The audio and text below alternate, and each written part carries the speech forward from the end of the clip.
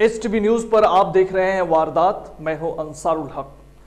कल जब पूरा देश गणतंत्र दिवस की खुशियों में डूबा हुआ था, ठीक उसी वक्त बापू की कर्मभूमि चंपारण की धरती से एक नन्ही सी जान संपूर्ण भारतीय समाज को कोस रही थी।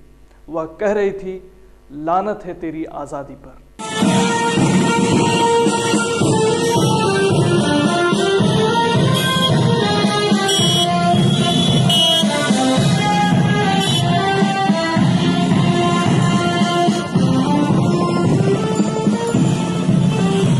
वर्तमान समय में विश्व मंच पर धाक जमाने वाला देश भारत अपना 70वां गणतंत्र दिवस मना चुका है, लेकिन आजाद भारत में कुछ सामाजिक बुराइयां ऐसी हैं जिसकी कैद से आज भी भारतीय समाज आजाद नहीं हुआ है। गणतंत्र दिवस के अवसर पर मोतिहारी की सरजमी से आई यह खबर भले ही किसी मीडिया, सामाजिक संस्था या पूरी व्यवस्था के लिए बड़ी खबर नहीं हो, लेकिन यकीन मानिए यह खबर ऐसी है जिसे जानकर हर एक संवेदनशील नागरिक विचलित हो जाएगा।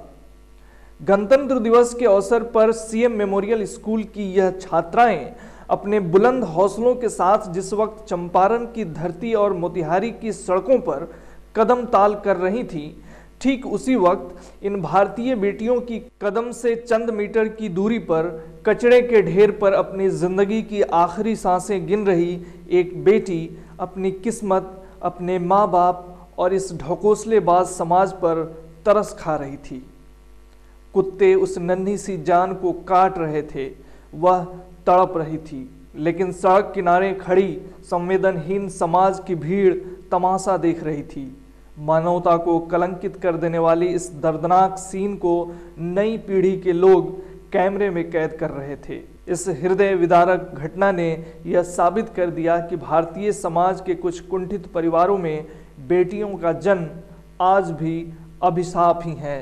कल जब सारा राष्ट्र गणतंत्र दिवस का जश्न मना रहा था, उसी समय देश को आज़ादी की राह दिखाने वाली धरती चंपारण के जिला मुख्यालय मोतिहारी सदर अस्पताल के नज़दीक कचरे के ढेर पर कार्टन में एक नवजात बच्ची मिली। जब लोगों की नज़र उस पर पड़ी तब कुत्ते उसके जिस्म को काट रहे थे।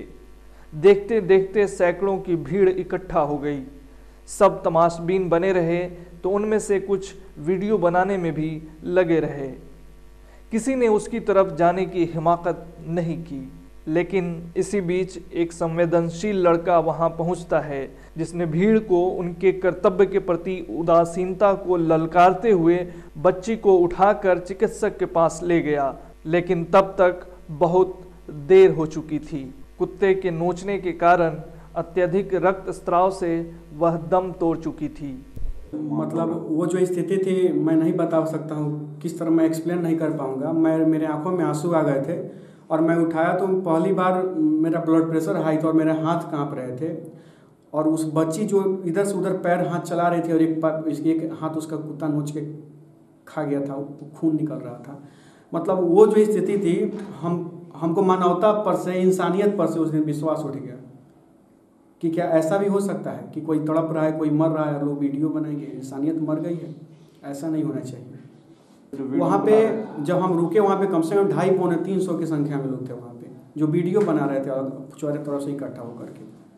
किसी ने उसको देखा, मतलब देख रहे थे, वीडियो बना रहे थे कि किसी को ये नहीं लगा कि अरे यार उसको उठा दो। हमें खुद अफसोस रहा है कि काश भगवान हमको उस रास्ते से भेजे तो आधे घंटे पहले क्यों नहीं भेजे। अगर आधे घंटे पहले मैं वहाँ से गुजरा रहा था, मैं निश्चित रूप से उस बच्ची का जान बचा लेता। लोग 1.5 घंटा से उसके मौत का तमाशा देख रहा था और इंतजार कर रहा था, लोग वीडियो बना रहा था लोग, और कुत्ते वहाँ पे उसके हाथ खींच रहा था लोग। किसी की मानवता, किसी की इंसानियत इतना भी नहीं जगी कि जाके हमको उस बच्ची को बचाना चाहिए, उठा के उसको अस्पताल में देना चाहिए। तो ये सिचुएशन है समाज की। क्या उम्मीद करे आदमी समाज से? क्या होगा? कुछ नहीं होगा इस समाज का। इस बात का पता तो जांच के बाद लगेगा कि उस बच्ची को किसी कुंवारी ने अपना पाप समझकर फेंका था या बच्ची होने के कारण उसे मरने के लिए फेंका गया था। लेकिन सवाल उठता है कि एक तरफ जहां भारत में बेटी बचाओ बेटी पढ़ाओ का नारा देकर देश के लोगों को जागृत किया जा रहा है, वहीं आज भी समाज के कुछ लोग बेटियों से इतनी घृणा क्यों कर रहे हैं। 70 सालों के आजाद भारत की यह तस्वीर सही मानों में किसी लानत से कम नहीं है।